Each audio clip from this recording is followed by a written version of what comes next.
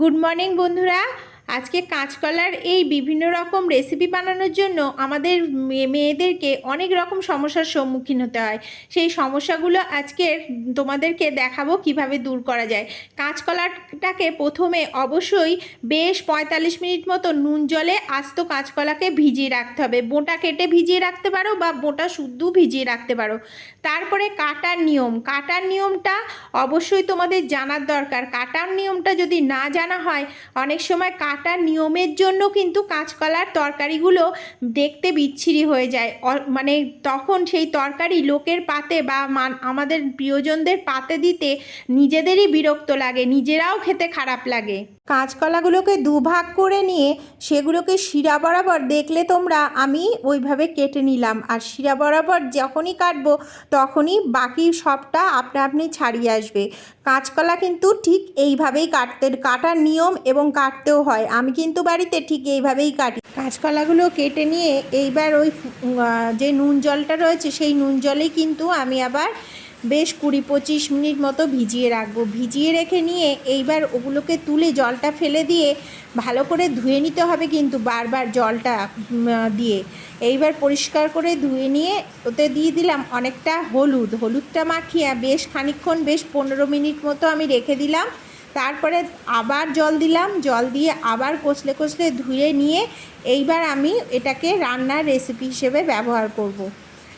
এইভাবে তোমরা যদি রান্নায় ব্যবহার করো কাঁচকলা, তাহলে তোমার লাইফে আর কোনো দিন যারা আমার ভিডিওটা দেখছো তাদের লাইফে আর কোনো দিন এই কাঁচকলার রেসিপি বানাতে গিয়ে কোনো দিন কালো হবে না, একদম গ্যারেন্টি। এবার যাব আমি লেবু কাটার নিয়মে লেবুর রসের পরিমাণটা বাড়ে। এটা কিন্তু একদম সম্পূর্ণরূপে সঠিক, তোমরা নিজেরা প্রমাণ পেয়ে যাবে। বাড়িতে যদি আমি যেভাবে লেবু কাটা দেখিয়ে দেবো সেইভাবে যদি তোমরা লেবু কাটো, তাহলে অবশ্যই যতটা রস হতো তার দ্বিগুণ রস তোমরা পাবে। আমি এখানে 2টো লেবু নিয়েছি। এইবার লেবুটাকে আমি দেখো কিভাবে কাটি, তোমরা সম্পূর্ণ দেখবে। আমি ওই শিরাটাকে, মাঝের যে শিরাটা, ওটাকে কিন্তু আমরা যেভাবে ন্যাচারালি আমি অনেককে দেখেছি কাটতে মাঝখান থেকে কাটে, কিন্তু আমি দেখলে শিরাটাকে রেখে আমি সাইড থেকে কেটেছি বাকলা করে, যেভাবে আম কাটে, আম ভেতরের আমরা অংশটাকে রেখে বাকলা করে আম কাটি না, ওইভাবে আমি লেবুটাকে কাটবো। ঠিক এখানে আমি 3 টুকরো বা 4 টুকরো করে নেব। মাঝের শিরাটাকে সবসময় রেখে দেবো। তোমরা দেখতে পাচ্ছ ঠিক মাঝের শিরাটাকে এইভাবে রেখে দিচ্ছি। আমি গ্যারেন্টি দিচ্ছি যে পরিমাণে তোমরা রস পেতে তার দ্বিগুণ পরিমাণে রস অবশ্যই পাবে একটা লেবু থেকে। আর লেবুটাকে সবসময় জলে ভিজিয়ে রাখবে, তাহলে রসের পরিমাণটা অবশ্যই বাড়বে। আর লেবু দিয়ে আমি এখানে দেখো চিকেন লেবু আর নুন দিয়ে মাখিয়ে রাখলে চিকেনের যে আষ্টে গন্ধটা বেরোয় সেটাও চলে যাবে। এখানে আমি এবার একটা নারকেল নিয়েছি, এবার নারকেলের প্রবলেম সলভ করব। তোমরা ভিডিওটা পুরোপুরি ভালো করে দেখবে, আশা করছি তোমাদের খুবই ভালো লাগবে। আর যারা আমার চ্যানেলটাকে সাবস্ক্রাইব করোনি তারা প্লিজ এরকম নতুন ভিডিও পেতে সাবস্ক্রাইব করো। আর এখানে নারকেলটা নিয়েছি আমি, নারকেলের গায়ে দেখলে কত শুঁয়ো কত নোংরা, ওই শুঁয়ো রয়েছে। এবার ওগুলো শুদ্ধ যখন আমরা নারকেল কুটতে যাই দেখবে নারকেল করার সময় কত ওই শুঁয়োগুলো ঘষে সব ওই নারকেলের মধ্যে পড়ে, নারকেলটা নোংরা হয়ে যায়। তাহলে কি করব, আমরা এরকম একটা প্যাকেট নিয়েছি যাতে নোংরাগুলো আমার বাইরে না পড়ে। আর এরকম একটা আমাদের আলু ছোলা বা ছুরি জাতীয় কিছু, বরং আলু ছোলাটা সবার বাড়িতে থাকে এরকম টাইপের, বা ছুরি জাতীয় কিছু নিয়ে একটা প্যাকেটের মধ্যে, গামলার মধ্যে প্যাকেট নিয়েছি, ক্যারি ব্যাগ বড় পুরো গামলাটা জুড়ে, তার মধ্যে আস্তে আস্তে করে আমি ছাড়িয়ে ফেলছি। তাহলে এই চারিদিকটাও নোংরা হচ্ছে না, অথচ আমার নারকেলটাও পরিষ্কার হয়ে যাচ্ছে, আর সব নোংরাটা ওর মধ্যে পড়ছে।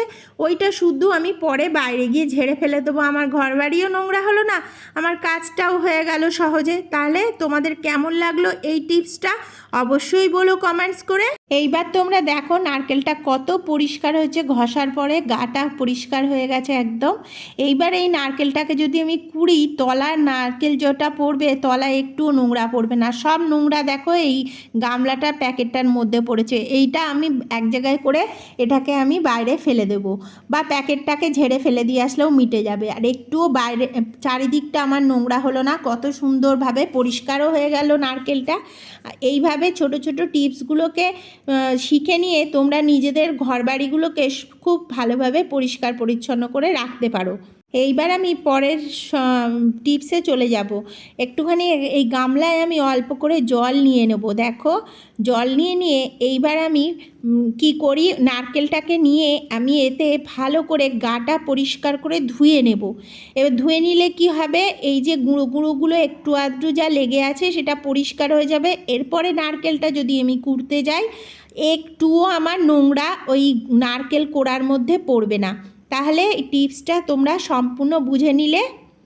এইবার নারকেলটাকে আমি জলটা কিভাবে না ফাটিয়ে বার করব, দেখো তোমরা। আমি যে আলু কাটারটা দিয়ে নারকেলের গাটা পরিষ্কার করেছি, ওই আলু কাটারটা দিয়ে এই যে মুখগুলো রয়েছে, কালো কালো মুখগুলো তিনটে, এটাকে ছিদ্র করে পরিষ্কার করে ছিদ্র করে দেব। এই জায়গাটাকে ছিদ্র করে আমার হাতে দেখছো একটা সরু মতো শিক রয়েছে, ওই শিকটাকে আমি ওর ভিতরে ঢুকিয়ে দেবো। ঢুকিয়ে পুরো একদম একটা গর্ত করে ফেলবো। গর্ত করে ওইটা থেকে জল আস্তে আস্তে বার করে নেব। আমার ফাটাতেও হলো না, জলটা বেরিয়ে গেল।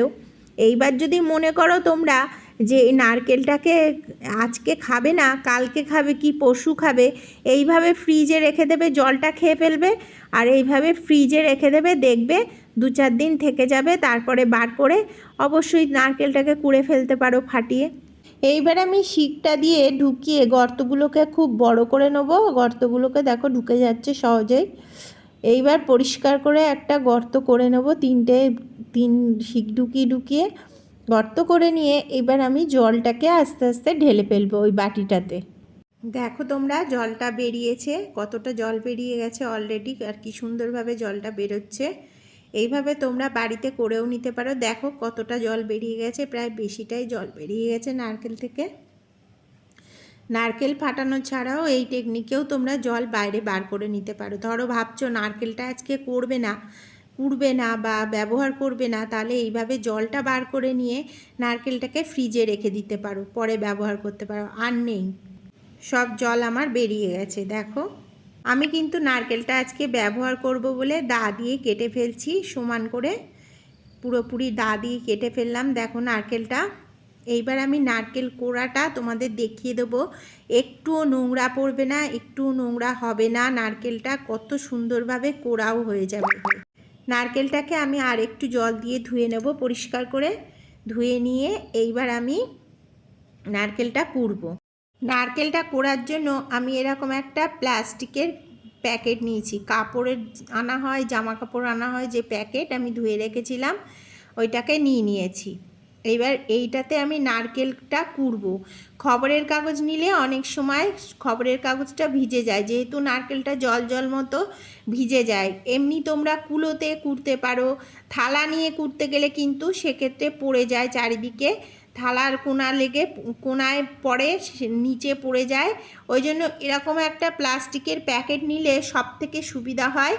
এই নারকেলটা কুড়ে নিলাম আর ঝপাঝপ হয়েও গেল। এবার পরের টিপসে আমরা চলে যাই। এর পরের টিপসটা হলো সজনে ডাঁটা। সজনে ডাঁটা আমরা কিভাবে ফ্রিজ ছাড়া বাইরে কিভাবে যত্ন করে রাখতে পারি। কেননা আমাদের সংসারে 500 ডাঁটা আনলে আমরা যদি 3 জন খাই, 500 ডাঁটা নিশ্চয়ই লাগে না। এবার যদি আমরা এমনি ফেলে রাখি, সেই ডাঁটাটা শুকিয়ে যাবে, ফেলে দিতে হবে। ওই জন্য এরকম একটা ভিজে গামছা আমরা নিয়েছি, জলে ভিজিয়ে। গামছাটাকে গামছা ছাড়াও সুতির কাপড়, আমার গামছাটা নিয়েছি কারণ গামছাটা আমার ছেঁড়া বলে নিয়েছি। তোমরা সুতির কাপড়, যে কোনো কাপড়, ছেঁড়া কাপড় নিয়ে এইভাবে ভিজিয়ে নেবে ভালো করে। এইবার ডাঁটাগুলোকে মুড়িয়ে তোমরা সুন্দরভাবে রেখে দাও। দেখবে যে কদিন রাখবে ডাঁটা, সে কদিনই সুন্দর থাকবে। যখনই বাইরের কাপড়টা শুকিয়ে যাবে, তখনই জলের ছিটে মেরে আবার এইরকমভাবে সুন্দর করে যত্ন করে রেখে দেবে। তাহলে দেখবে ডাঁটাগুলো অনেক দিন থাকবে। তোমরা এইভাবে সংসারের প্রতিটা কাজকে গুছিয়ে সুন্দর করে যদি করে নাও, তাহলে সংসারের কর্তাও দেখবে খুব খুশি হবে এবং নিজেদেরও কাজগুলো করে খুব শান্তি হবে। আমার তো ভীষণ শান্তি হয় এইভাবে গুছিয়ে প্রতিটা কাজ করলে। তোমাদের কি মনে হয়? তোমরা যারা ভিডিওটা দেখছো অতি অবশ্যই কমেন্টস করে জানিও তোমাদের ইচ্ছা করে কি না এইভাবে কাজগুলো করতে। ডাঁটা এইভাবে যদি আমরা সাইজটা কেটে নিই, ডাঁটার সাইজ কিন্তু সবসময় খুব বড় হয় না, খুব ছোট হয় না। ডাঁটার সাইজ সবসময় ঠিক এরকম সাইজ কাটতে হয়, এরকম মিডিয়াম। এরকম কেটে রান্না করলে ডাঁটাগুলো মুখে খাওয়ার সময় খোঁচাও লাগবে না, মুখে কোনো সমস্যাও হবে না, মুখে খোঁচাখুচি লাগার কোনো ভয় থাকবে না। আর আলুগুলোও কেটে নিতে হবে, আর ডাঁটা আলুগুলোকে সবসময় জলে ভিজিয়ে রাখতে হবে, তাহলে ডাঁটা আলুগুলো কালো হয়ে যাবে না কোনো সময়, মানে জল ছাড়া। সব সময় যখন কাটবে সবসময় জলে ভিজিয়ে, কাটার পরে জলে ভিজিয়ে রেখে দেবে যতক্ষণ না রান্না হবে। আমরা যদি প্রতিটা সবজিকে এইভাবে গুছিয়ে সুন্দরভাবে ব্যবহার করি বা গুছিয়ে রান্নার সময় সমস্ত নিয়মকানুন মেনে, সমস্ত টিপসগুলো মেনে ব্যবহার করে রান্না করি, আমাদের বাড়ির কর্তা ব্যক্তি তো ভীষণ খুশি হয়ে যাবে খাওয়ার সময়। আমার বাড়ির লোক শুধু না, আমি যখন বাইরের লোকেদের নিমন্ত্রিত অতিথিদেরকে খাওয়াবো, তারাও ভীষণ খুশি হবে, আমার প্রশংসায় পঞ্চমুখ হবে।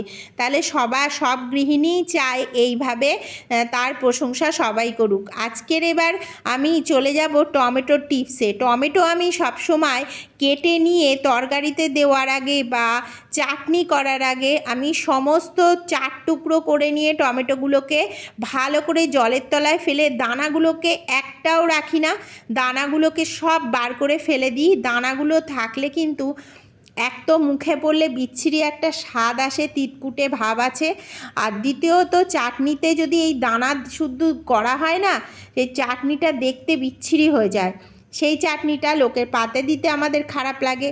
ওই জন্য আমি আজকে চাটনিটাকে এইভাবে করব। সমস্ত দানাগুলোকে আমি জলের সাহায্যে ধুয়ে ফেলে বার করে দিয়েছি।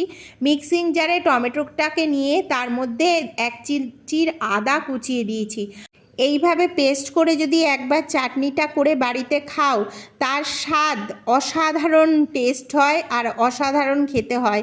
আর বাড়ির লোকে তোমার তো প্রশংসা করবে, তোমরা নিজেরাই এসে আমার চ্যানেলটা সাবস্ক্রাইব করবে।